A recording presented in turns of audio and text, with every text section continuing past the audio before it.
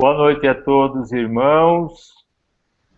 Rogério do céu, acho que não vai entrar na outra sala. Por deu start, vamos ver. Já dei. Ele demora um pouquinho às vezes, né? Terrível, né, Marcílio? Toda vez a gente tem essa dificuldade, né, rapaz? É que eu entro na sala muito antes, porque por isso que eu fico com medo de alguém entrar na sala e dar o problema. Será que? Mas não pode ser isso. Será que é isso, Marcílio? Não, ó, entrou, Marcílio. Marcílio. Marcílio. Não, ó, entrou, Marcílio. Marcílio. Ele sumiu.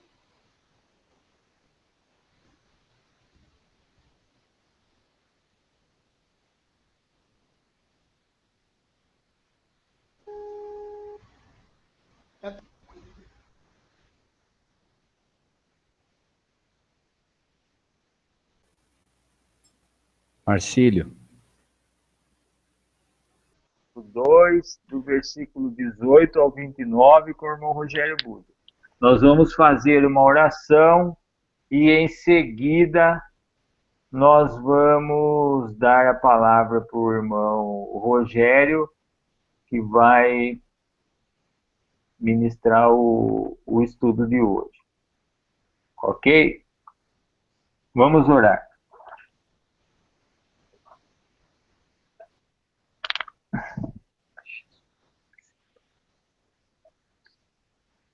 Meu Pai querido e amado, meu Senhor Jesus Cristo,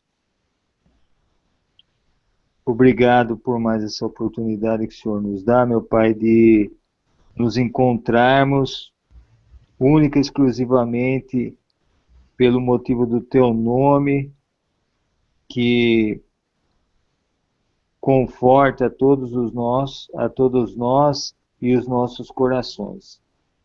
As palavras que vêm do Teu reino através dos Teus profetas nos alimentam e nos limpam. É uma oportunidade única em nossas vidas, meu Pai, estar mais uma vez aqui, porque esse tempo vai passar e amanhã virá outro.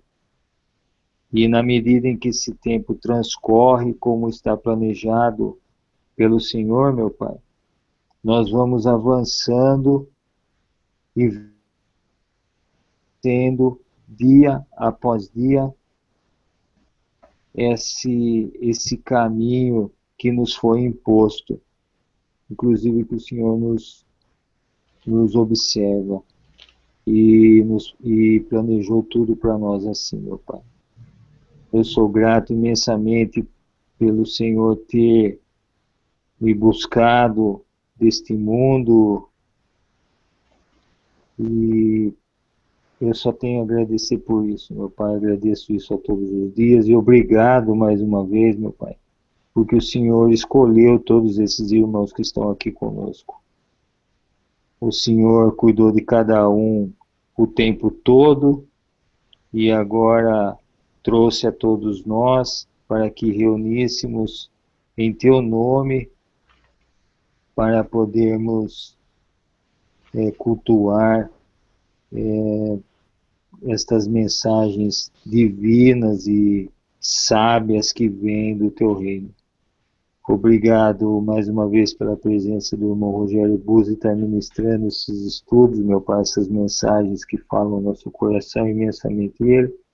A participação da Joana, que está conosco na sala, obrigado por isso, meu Pai, essa oportunidade de eu estar mais uma vez com ela, com eles e com todos esses irmãos que estão na sala, as pessoas que vão assistir, esses irmãos que vão assistir esse estudo posteriormente também. Nos dá um bom entendimento, meu Pai, toda a sorte de sabedoria a todos esses queridos irmãos nesse estudo de hoje. Eu agradeço imensamente em nome do Teu Filho amado, o nosso Senhor e Salvador, Jesus Cristo. Amém. Amém, Tá bom, Senhor. Rogério? Amém. Amém. Saudações em Cristo, amados irmãos e irmãs. Nós temos, creio que, algumas pessoas novas, e Deus seja louvado por isso. Eu gostaria de abrir esse estudo, irmãos, com dois textos que não são exatamente os textos que nós vamos estar estudando, mas que é muito importante para que a gente aprenda alguns conceitos. São coisas que, por vezes, nós somos levados a falar aos irmãos, para que os irmãos também entendam como de fato nada de novo debaixo do céu. Em primeiro lugar, um texto que está registrado no livro de Mateus, capítulo 10, 41 e 42. 10, 41 e 42 diz: quem recebe um profeta na qualidade de profeta, receberá galardão de profeta. Quem recebe um justo na qualidade de justo, receberá galardão de justo. E qualquer que tiver dado, só que seja um copo de água fria a um desses pequenos em nome de discípulo, em verdade vos digo que de modo algum perderá o seu galardão. Ponto número 1, irmãos. Por que em primeiro lugar é colocado quem recebe um profeta na qualidade de profeta? Porque a coisa mais difícil que existe nas coisas de Deus são as profecias. Não é à toa que as igrejas hoje sofrem demais porque não há profecia. A palavra de Deus diz, não havendo profecia, o povo se corrompe. E é um fato, irmão, que irmãos e irmãs, que as igrejas estão corrompidas pela falta da verdadeira profecia.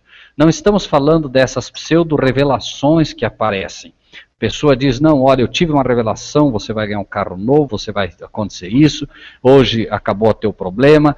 Irmãos, estamos falando de profecias bíblicas, aquilo que Deus realmente deixou ao seu povo, a revelação de Jesus Cristo aos seus servos, né? Então, coloco isso para que os irmãos entendam uma coisa, o convite que é feito hoje a cada um dos amados irmãos e irmãs que estão aqui, número 1, não é para que os irmãos recebam um galardão nem de justo e nem o galardão daqueles que darão um copo de água fria. O convite é para que todos que participam de estudos como esse recebam o galardão de profeta, o galardão de servo ou o galardão de profeta. E não estamos aqui falando de salvação, estamos falando de galardão, irmãos, né? Nós sabemos que o galardão que é oferecido aos profetas é um galardão maior. Isso não deve fazer ninguém ensoberbecer-se no coração, não se trata disso, até porque se você consegue detectar a profecia, consegue receber a palavra de Deus hoje como vinda de um profeta, e eu não me coloco aqui como profeta, por favor, é uma questão daquilo que você consegue detectar e aceitar. Então, se você consegue entender que isto é uma profecia vindo de Deus, você está se posicionando para receber um galardão de profeta, porque imediatamente recebendo a profecia, conseguindo detectar luz nela, porque não esqueça, também há muitos falsos profetas. Então, o desafio é você poder, pela palavra de Deus, aceitar que esta palavra é uma profecia verdadeira que vem de Deus e poder receber assim um galardão de profeta. O segundo texto que quero trazer aos irmãos como um conceito base é um texto, irmãos, que ele tem me chamado bastante atenção. Vejam, irmãos, que nós estamos com 19 pessoas assistindo de forma direta, não sei quantos estão de forma indireta, mas se nós formos sinceros diante de Deus, né, nós veremos que é bastante pouco, é muito pouco, se nós realmente entendemos que hoje existem hangouts que são feitos aí de uma série de coisas que não têm assim a importância das profecias e nós podemos desanimar por vezes. Irmãos, vamos entender o seguinte, o livro de Gálatas é dito de forma bastante clara algo que deve ser entendido nos dias de hoje, né? Diz, Gálatas 4, 26, claro que não é o assunto, apenas para que os irmãos entendam por que essas coisas são assim, né? Diz, a Jerusalém, versículo 26, a Jerusalém que é de cima é livre, é qual é a mãe de todos nós. Porque está escrito, vejam irmãos, isso é para nós. Alegra-te estéril, faz uma alusão a Sara, que era a esposa de Abraão, obviamente, era estéril, mas a todas aquelas mulheres que no passado elas eram estéreis, porque elas tinham uma simbologia para o tempo presente de hoje. Veja que traz: a Jerusalém que é de cima é livre, a qual é mãe de todos nós. A maioria das pessoas que buscam esses estudos são pessoas que não fazem mais parte de igrejas institucionais, fazem parte da Jerusalém livre, irmãos, não da Jerusalém que é escrava. Veja o 27, porque está escrito: alegra-te, estéril, pouca gente, poucos filhos, né? Falamos e parece que os filhos não vêm. Alegra-te, estéril, que não dás à luz, esforça-te e clama, tu que não estás de parto, porque os filhos da solitária são mais do que os da que tem marido. Prestem atenção nisso, irmãos. Os filhos da solitária, os filhos das igrejas solitárias são mais do que os da que tem marido. Então nós temos que nos alegrar porque temos um marido, irmão. Irmãos e irmãs, nosso marido é Cristo Jesus, mas a palavra de Deus está aqui dizendo que os filhos da solitária, daquela que não tem um marido, Cristo abandonou a grande maioria dessas igrejas, não porque ele quis, mas porque foi rejeitado constantemente delas. Então, a maioria, a esmagadora maioria das igrejas de hoje não tem mais marido, irmãos. Isso é um fato. É um fato e nós podemos e devemos entender por que isso ocorreu. Agora, veja o que diz o 28. Mas nós, irmãos, somos filhos da promessa como Isaac. Irmãos, nós não somos filhos de uma ideologia eclesiástica. Nós não somos filhos de pastores que batizaram para alcançar metas de batismo. Nós não somos os batizados pela carne. Nós somos, de fato, filhos da promessa como Isaac. Agora veja que interessante. 29. Mas como então aquele que era gerado segundo a carne perseguia o que eu era segundo o Espírito, assim também é agora. Ou seja, muitos que participam desses estudos, e se levarem isso para as igrejas, esses estudos, verão que imediatamente inicia a perseguição. Mas por quê? Por que a profecia traz tanta perseguição?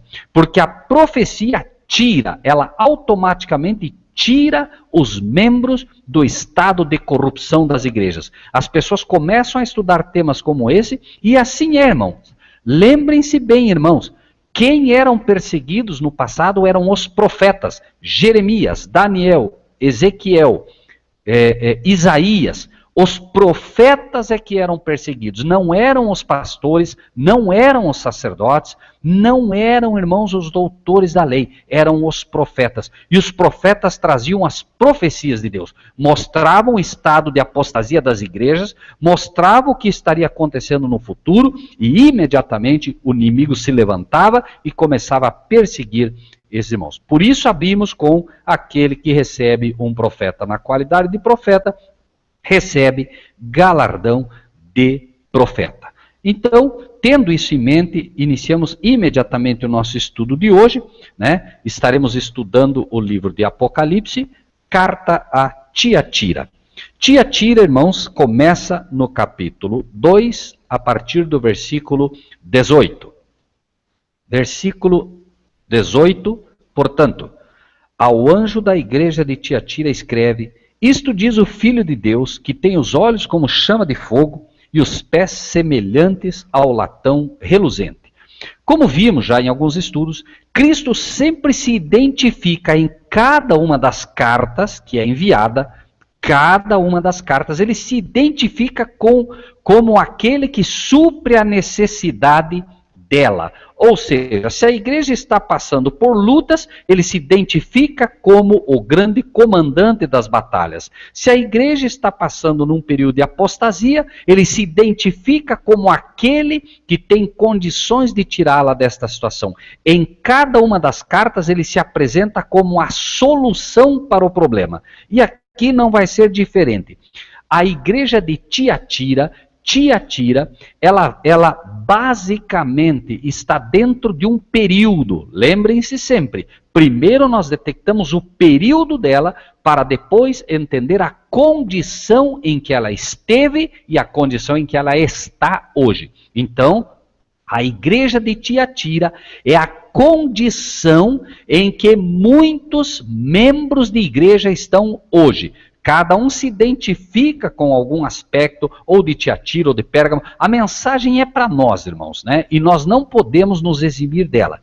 Tiatira quer dizer sacrifício ou tribulação. Então, carta, a igreja que está na condição do sacrifício, na condição da tribulação. Então, aqueles que estão hoje se sacrificando, aqueles que estão passando por tribulações. Essa é uma linguagem bastante conhecida de alguns irmãos aqui.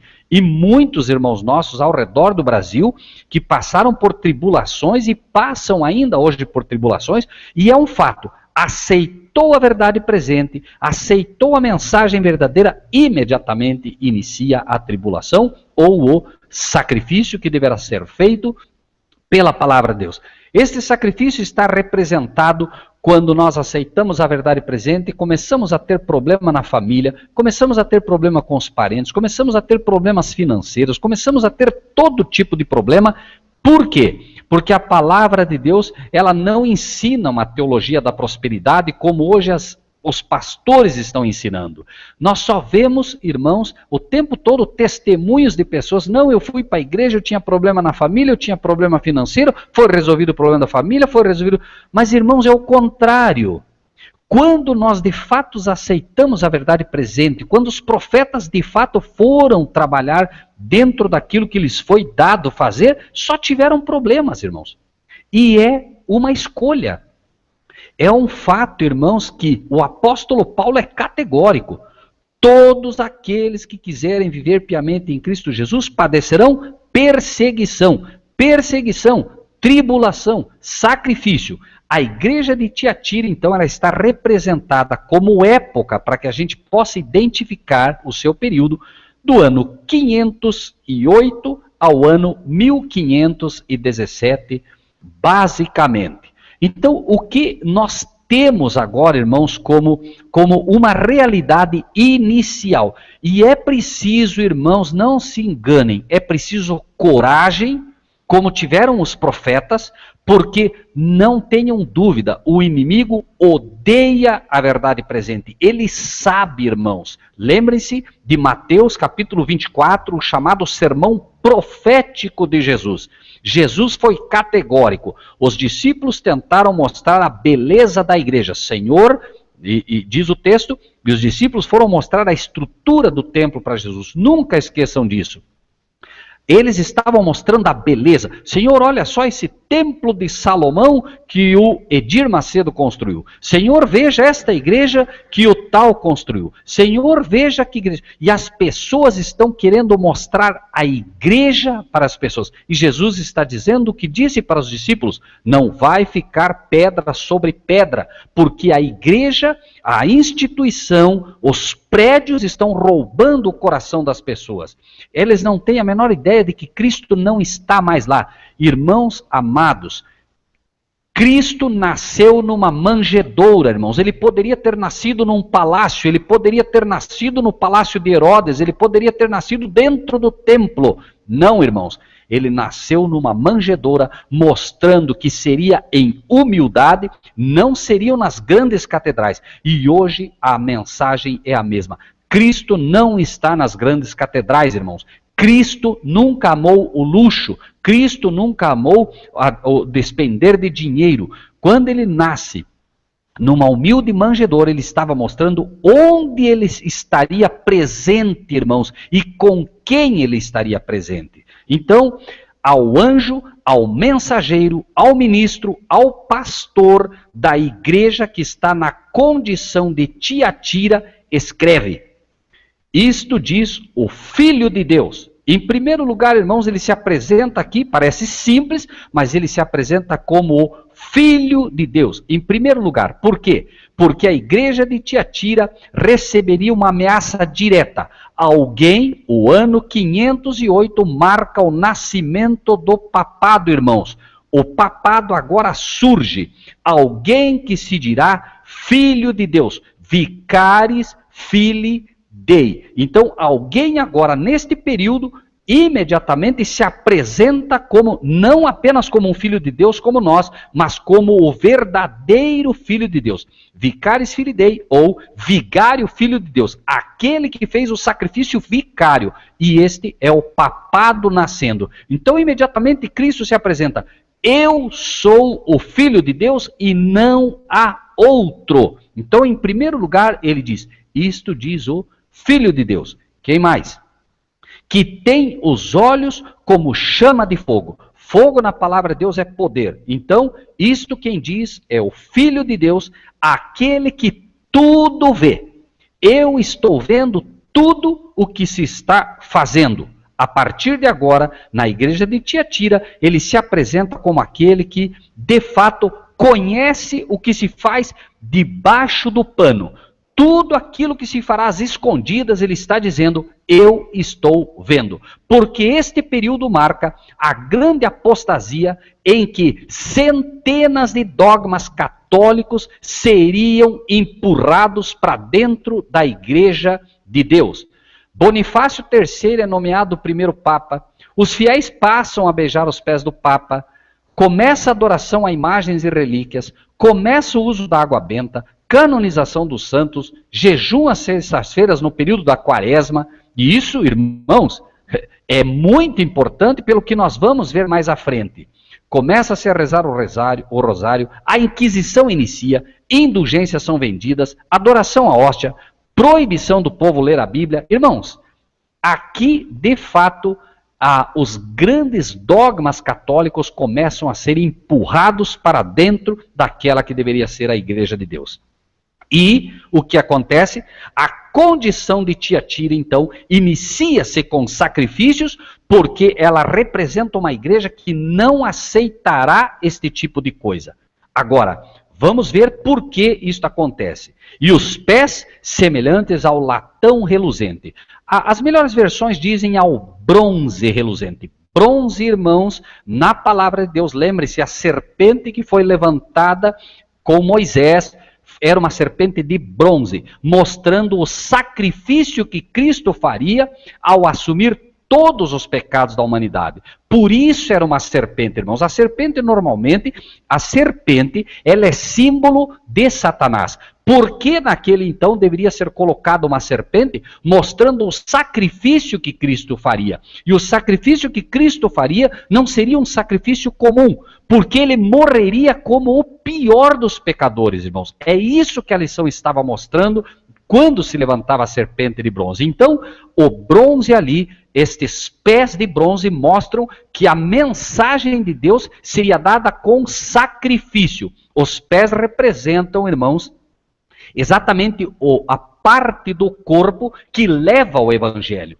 Os pés, então, são exatamente aquilo que a Bíblia apresenta como, o levar o evangelho. Neste período, o evangelho seria levado com muito sacrifício, por isso, os pés aqui representando como o bronze, ok? Versículo 19. Eu conheço as tuas obras e a tua caridade, e o teu amor, dizem algumas versões. Este amor não é o amor que a gente conhece como o amor das paixões. Este é o amor fraternal. Eu conheço as tuas obras, o teu amor, o teu serviço, a tua fé, a tua paciência. Esta foi uma época, amados irmãos e irmãs, que de fato a igreja teve obras. Por quê? Com a perseguição veio também o poder que Deus derramou sobre o seu povo. O teu amor, óbvio, eu hoje conheço o irmão Marcílio, o irmão Celso, a irmã Cris. Não tenham dúvida que se eu souber que eles estão sendo perseguidos pelo evangelho hoje, o meu amor por eles será muito maior. E a perseguição vai trazer esta união muito maior entre nós, irmãos. O teu serviço será uma época em que o serviço será feito a Deus de uma forma muito mais bonita. A tua fé Irmãos, imagine uma perseguição para cima do povo de Deus, dos servos de Deus. Nós receberemos de Deus uma quantidade de fé, uma medida de fé capaz de suportar, inclusive, a fogueira. A tua paciência, não adianta ficar bravo com os nossos inimigos, amai os vossos inimigos, é preciso ter paciência em meio a toda a luta. Perguntas poderiam surgir: Senhor, por que o Senhor está fazendo isso? Paciência, filho, calma. E que as tuas obras são mais do que as primeiras. Claro, porque a igreja de Éfeso nasce e, apesar de tudo, havia uma relativa tranquilidade. Porém, aqui, as obras são mais do que as primeiras. Por quê? Em primeiro lugar, porque este período de perseguição, a igreja está com um volume muito maior de membros já, e obviamente as obras são mais que as primeiras, não só em quantidade, mas também em dedicação. Agora vem o problema. Irmãos, nós falamos sobre várias doutrinas, é a época, veja, como época, é a época em que a igreja está recebendo uma série de dogmas católicos dentro dela. Porém, lembrem-se sempre de trazer para hoje. Hoje, muitos membros estão nessa condição porque todos os erros, todos os dogmas católicos inventados na chamada Idade das Trevas, e a Idade das Trevas representa exatamente a igreja de Tiatira, o período compreendido entre o ano 538 a 1517 é conhecido como a Idade das Trevas, porque a ciência não progrediu, né? Nada, irmãos, a cultura não progrediu, nada, porque a Igreja Católica, ao proibir a Bíblia, retirou a sabedoria que Deus estava querendo comunicar ao povo naquele então. E, obviamente, o princípio da sabedoria é o temor de Deus. Como não havia o temor em grande escala, a não ser naqueles poucos que faziam parte do grupo de Tiatira, automaticamente, né, tudo se estancou. Então, a chamada Idade das Trevas foi exatamente isso. Agora veja que dos que estão na condição de Laodiceia, de Tiatira, hoje, irmãos, porque a lição tem que ser para hoje, tenho contra ti, e isso é um fato que tem acontecido nas igrejas, irmãos. Nós estamos vivendo, e para aqueles que acompanham, nós estamos vivendo o período do ecumenismo. As igrejas estão se juntando, mas elas estão se juntando de uma forma comum, ou seja, é a igreja católica que está fazendo por baixo do pano o ecumenismo. Ela está juntando as igrejas. E então vem: tenho contra ti o tolerares que Jezabel, mulher que se diz profetiza, ensine e engane os meus servos para que se prostituam e comam dos sacrifícios da idolatria. Irmãos, Jezabel está relatada de forma bem simples. Eu vou ler para os irmãos só um pedacinho para que os irmãos possam rememorizar o problema de Jezabel, certo? Jezabel, irmãos, diz: então Jezabel mandou um mensageiro a Elias a dizer-lhe: assim me façam os deuses, e outro tanto, se der certo amanhã, profecia, se der certo amanhã, a estas horas, não puser a tua vida como a de um deles. Jezabel quer dizer Jezbaal, sacerdotisa de Baal, e ela, esposa de Acabe. Acabe era aquele que deveria ser o rei de Israel, irmãos. Acabe era, por assim dizer, o representante do povo de Deus naquela época, irmãos. Vejam que triste. Então, obviamente, nós vemos o paralelo que é muito claro. Jezabel estava dentro dos muros do povo de Deus, e ela fazia algo muito simples. A palavra de Deus diz que Jezabel incitava Acabe contra Elias. Irmãos, o Elias, amém, o Cristiano está colocando, e é isso mesmo, é sair de Babilônia. Porém, irmãos, Jezabel, deixando isso assim bastante claro, sacerdotisa de Baal. Jezabel representa a Igreja Católica Apostólica Romana. Veja que diz, Jezabel, mulher. Irmãos, para que não fique dúvida, Efésios capítulo 5, 25. Diz, vós maridos, amai vossa mulher, como também Cristo amou a igreja e a si mesmo se entregou por ela. Em profecia, mulher é igreja. Mas tenho contra ti o tolerares que Jezabel, esta igreja que se diz profetiza, veja que ela criou todos esses dogmas, irmãos, profetiza aqui, não é apenas profeta no sentido de prever o futuro, mas profeta também de profetizar a palavra de Deus. Ela diz ao mundo que está ensinando a palavra de Deus quando está ensinando dogmas da igreja. Por isso diz, tenho contra ti o tolerares que Jezabel, mulher que se diz profetiza, ensine e engane os meus servos para que se prostituam e comam do sacrifício de idolatria. Apocalipse 17, 1 e 2 também é bastante claro e válido para a gente detectar isso. 1 e 2. Veio um dos 7 anjos que tinha 7 taças, falou comigo, dizendo-me, vem, mostrar-te-ei a condenação da grande prostituta. Veja que diz aqui que se prostituam. Né? Jezabel faz com que os servos se prostituam, ou seja, né, que eles estejam mancomunados com esta igreja. E é sem dúvida nenhuma o ecumenismo hoje que está levando os servos de Deus a se prostituírem com esta igreja. Ela tem ensinado uma série de coisas. Irmãos, nesta prostituição está, número 1, trindade. Não se enganem com isso. A Igreja Católica é enfática quanto ao seu ensino. Catecismo Católico, página 16. A Trindade é a principal doutrina da fé católica. Sobre esta doutrina estão todas as outras doutrinas dela ancoradas. Então, irmãos, é pesado e nós não temos tempo mais, irmãos, para ficar fazendo de conta que somos servos de Deus. A palavra de Deus tem que ser dada de forma direta e ao ponto. É como um machado à raiz e precisa cortar. Os servos de Deus ouvirão a voz. Cristo disse, as minhas ovelhas ouvem a minha voz. Elas vão ouvir, elas saberão que essa é a voz de Cristo falando ao coração delas. Por quê? Porque Cristo prometeu. As ovelhas que não são de Cristo não vão ouvir, não vão conseguir reconhecer que é Cristo falando a todos eles. Então, né, Apocalipse 17, identificando ela, veio um dos 7 anjos que tinha 7 taças, falou comigo, vem mostrar-te a condenação da grande prostituta que está assentada, que domina sobre muitas águas, que domina sobre muitos povos. Águas, Apocalipse 17, 15, é dito, as águas são povos, multidões, nações e línguas. Esta igreja domina sobre multidões, nações e línguas. Versículo 2, com a qual se prostituíram os reis da terra, e os que habitam na terra se embebedaram com o vinho da sua prostituição.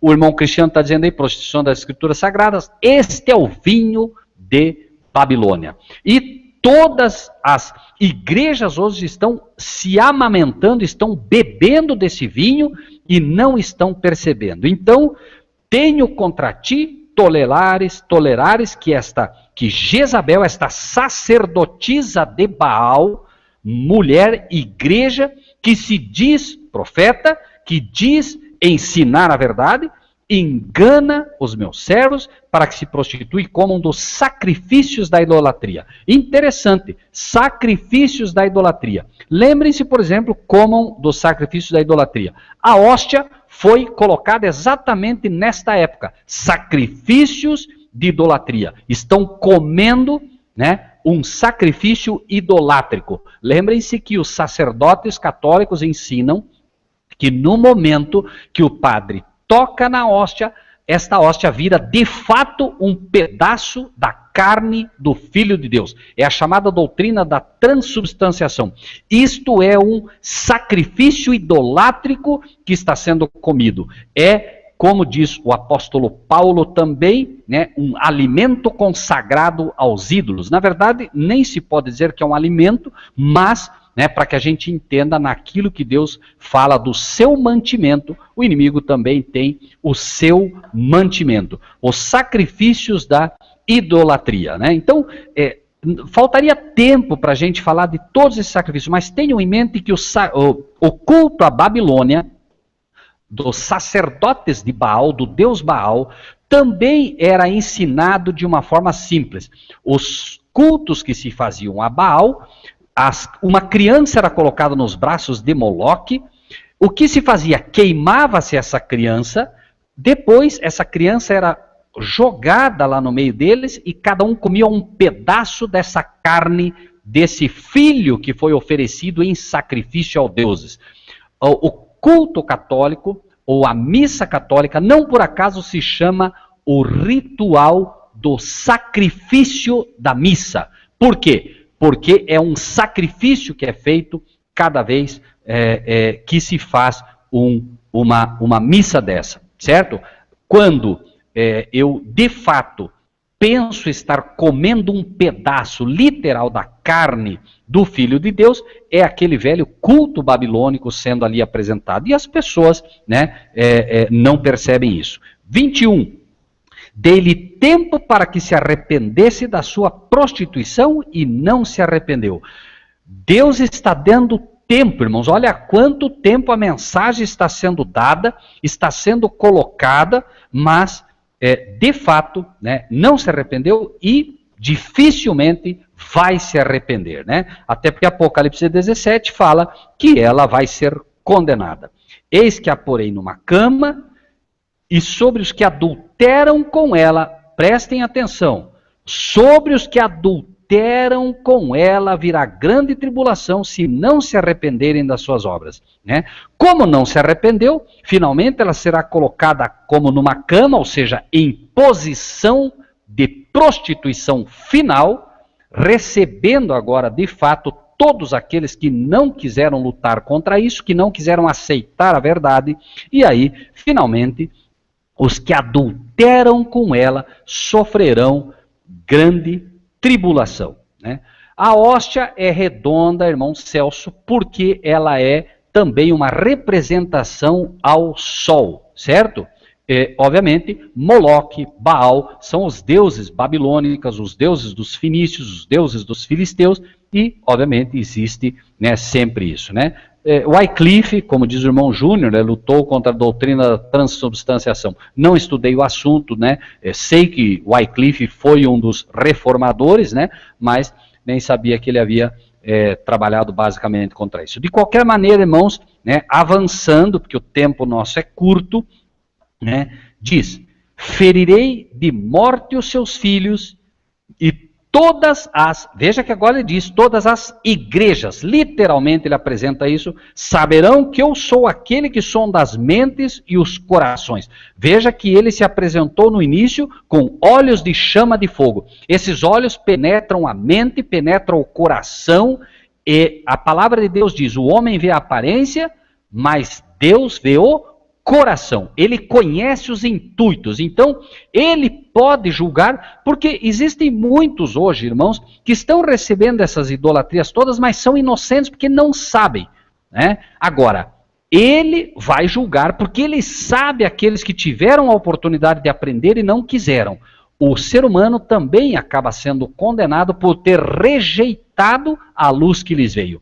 Pessoas estão pregando, pessoas estão falando, muitos vão possivelmente ouvir esse hangout e terão que tomar uma decisão, irmãos. É tempo de decisão, não é tempo de estar mais brincando de ser cristãos, brincando de ser servos de Deus, né? Então, ele diz claramente, ferirei de morte a seus filhos, e todas as igrejas saberão que eu sou aquele que sonda as mentes e os corações, e darei a cada um de vós segundo as vossas obras. Se bem é certo, aquele que recebe um profeta na qualidade de profeta, recebe galardão de profeta, também é fato que cada um vai receber segundo as obras, né? Então, né, nós temos, obviamente, uma lição que a gente não pode deixar passar.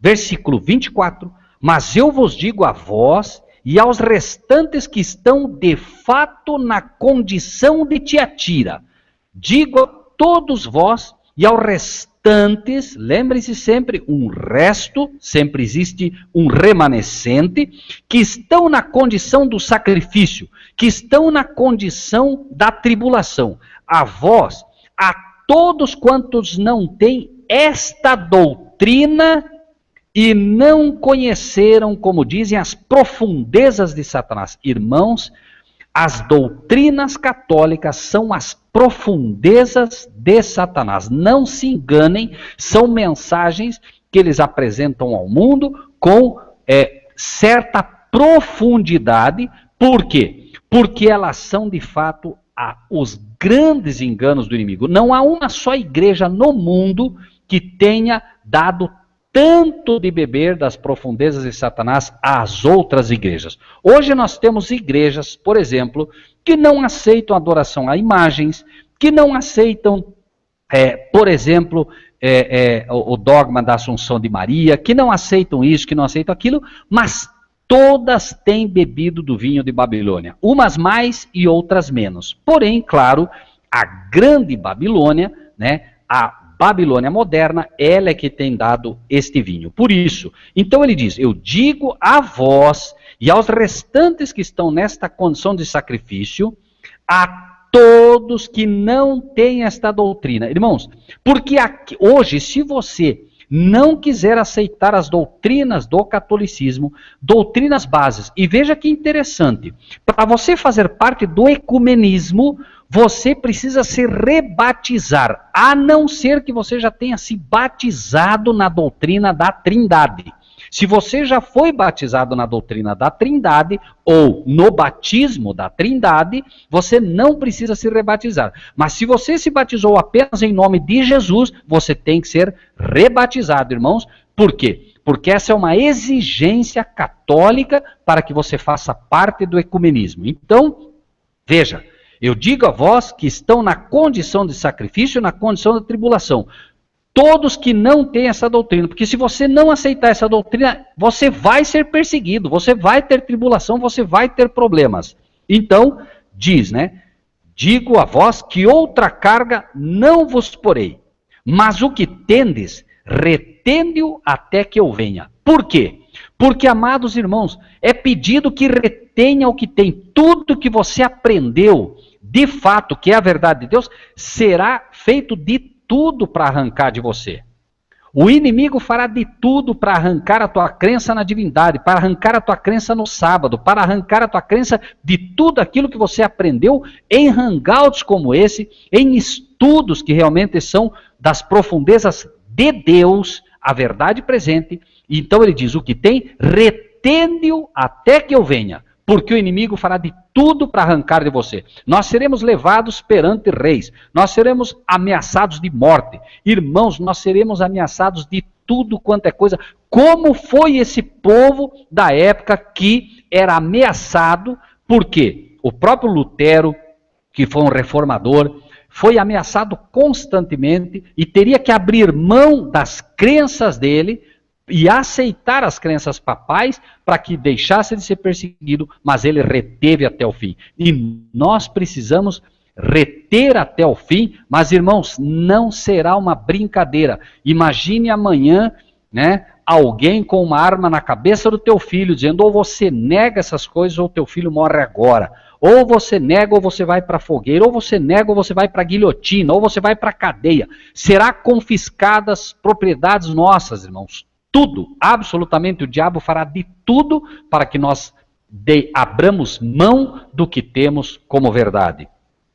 O que tendes, retende até que eu venha. E ao que vencer e guardar até o fim as minhas obras, eu lhe darei poder sobre as nações. Irmãos, isto não é uma brincadeira. Você se mostrou fiel aos princípios. Você se mostrou, como diz o texto lá, né? Eu conheço as tuas obras e o teu amor. A única coisa que fará com que nos mantenhamos fiéis é primeiramente amor a Deus e segundo amor às almas, irmãos. Nós, se formos até o fim, pela fé digo, será por amor às almas. A única razão pela qual fazemos um hangout como esse, correndo risco, né, recebendo o escárnio. Eu fui excluído da igreja, né, as pessoas hoje não gostam de nós porque falamos verdades que ferem os pastores. Finalmente, esse povo todo vai se levantar contra nós, mas irmãos, é um fato. A única coisa pela qual deveremos nos manter firmes é amor a Deus e amor pelas almas.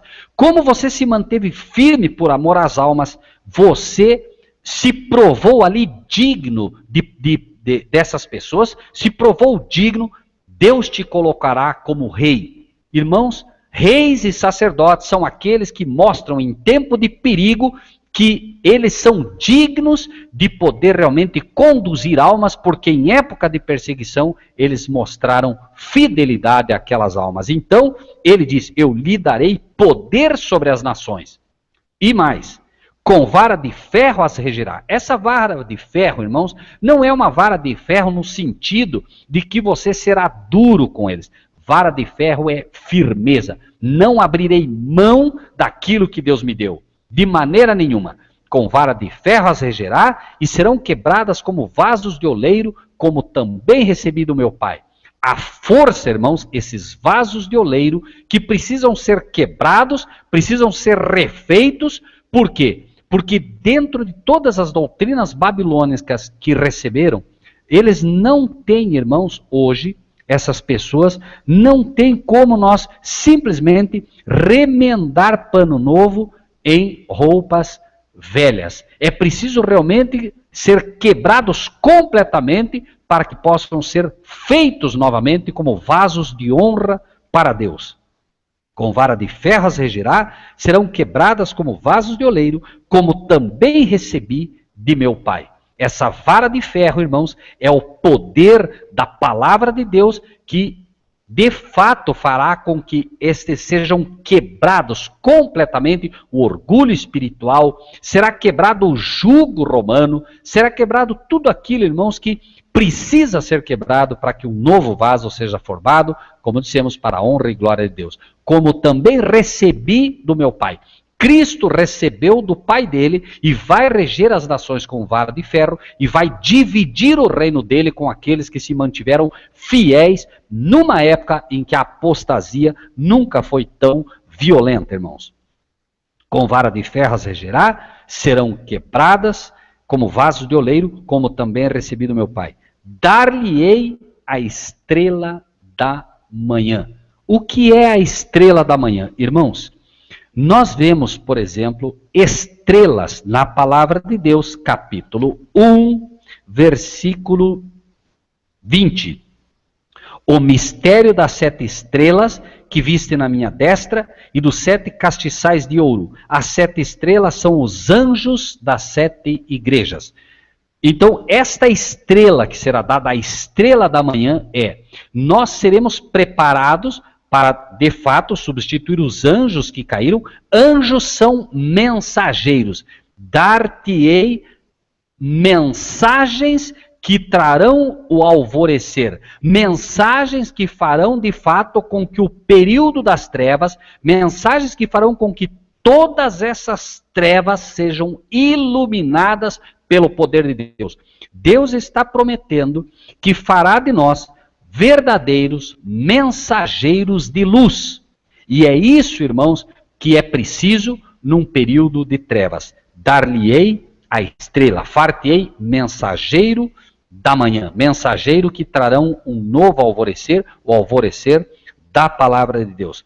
29, finalmente, notem que o versículo 18, como todas as cartas, inicia dizendo ao ministro, ao pastor da igreja, que está na condição de Tiatira, escreve, é o pastor, deveria ser o ministro, deveria ser o presbítero, deveria ser o pregador, deveria ser o líder da igreja que a levar esta mensagem. Mas a palavra de Deus quase que como antevendo o problema dos pastores que pregam fábulas aprazíveis, finalmente faz um apelo para que ninguém espere ouvir de um pastor. Quem tem ouvidos, ouça o que o Espírito diz às igrejas. A mensagem é, você tem ouvidos? Ouça, porque o que se está falando não é um homem pecador que fala. É pura e simplesmente o Espírito falando através do vaso de barro, através de um pecador. Por quê? A pessoa poderia, eu conheço esse moço isso, esse moço aquilo, ele é tão pecador quanto eu. Verdade, fato. Mas o apelo é, a mensagem que tu ouves neste hangout não é de um homem, é do Espírito de Deus. E se você puder detectar o Espírito de Deus falando, então ouça o que está sendo dito, porque isto vale para a salvação da tua alma. Sair de Babilônia é um fato necessário. Ouça o que o Espírito diz às igrejas. Ninguém está fora. Você tem ouvidos? Ouça. Não há desculpas. Por quê? Porque finalmente o prêmio que está sendo oferecido é um prêmio baseado na aceitação. É exatamente o remédio que nós precisamos. Estudar, ler e aceitar. Tudo que Deus espera das pessoas é que aceitem que estão numa condição ruim para que Ele possa imediatamente dar o remédio que cada uma delas e nós necessitamos. Jesus disse, e finalizamos com isso, eu não vim buscar os sãos, eu vim buscar os doentes. Eu vim por aqueles que reconhecem que estão doentes. Por isso também nós vemos o apelo que é feito. Eis que a porei numa cama de forma doente, e sobre os que adulteram com ela virá grande tribulação. Nós precisamos aceitar a mensagem, e aceitando a mensagem, imediatamente Deus começa a ministrar o remédio. Deus, lembre-se, não é aquele que fere se não for para curar. Irmão Marcílio.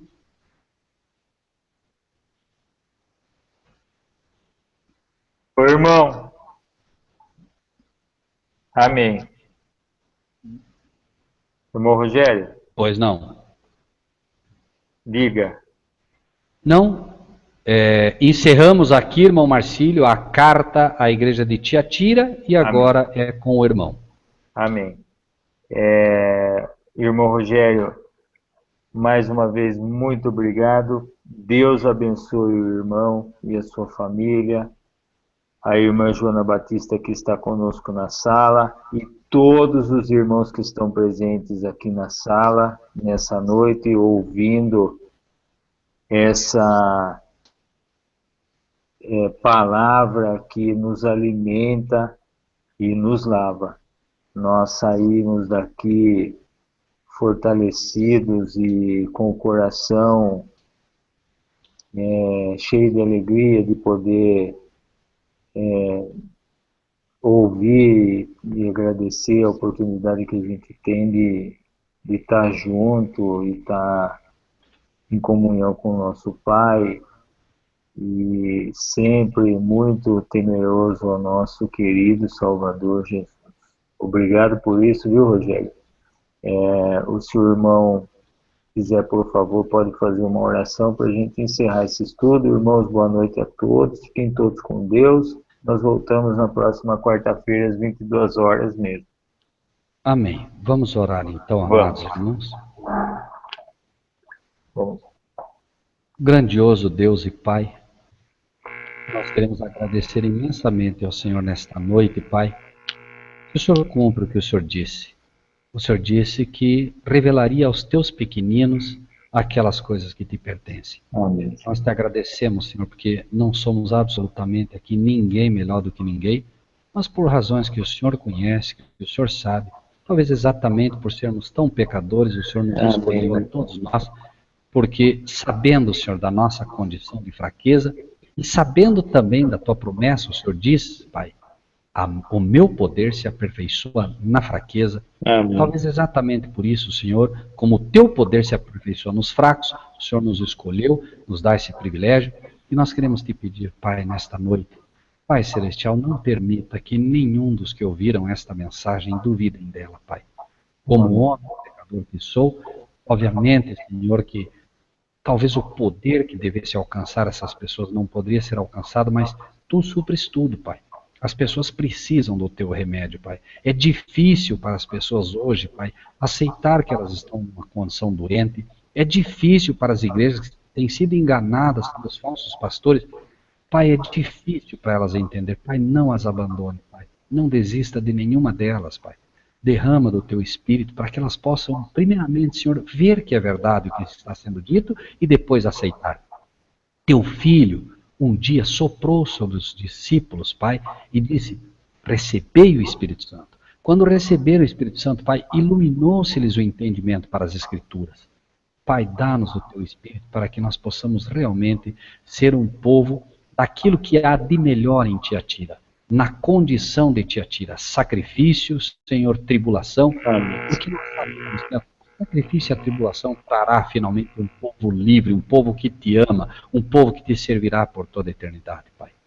Dá-nos, Pai, cada dia mais sabedoria e abençoa grandemente cada um dos que receberam a Tua mensagem nesta noite, receberam um remédio, Senhor, para a cura desta condição por vezes problemática e, acima de tudo, Pai, dá-nos sabedoria para sair completamente de Babilônia.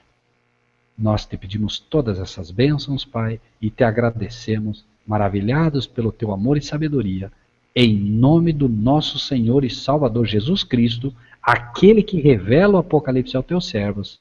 Amém. Amém. Amém, irmãos. Boa noite a todos. A irmã Joana Batista manda também um abraço a todos os irmãos que estão na sala. A irmã está constipada, está meio gripada aí, não quer falar. Rogério, boa noite, irmão. Fique à vontade aí para se despedir. Deus abençoe grandemente, irmão Marcílio. Ósculo Santo a todos os irmãos e irmãs e àqueles que um dia ouvirão essa palavra. Amém. Fiquem todos com Deus e nós voltamos então na próxima quarta-feira, se Deus assim nos permitir. Até lá.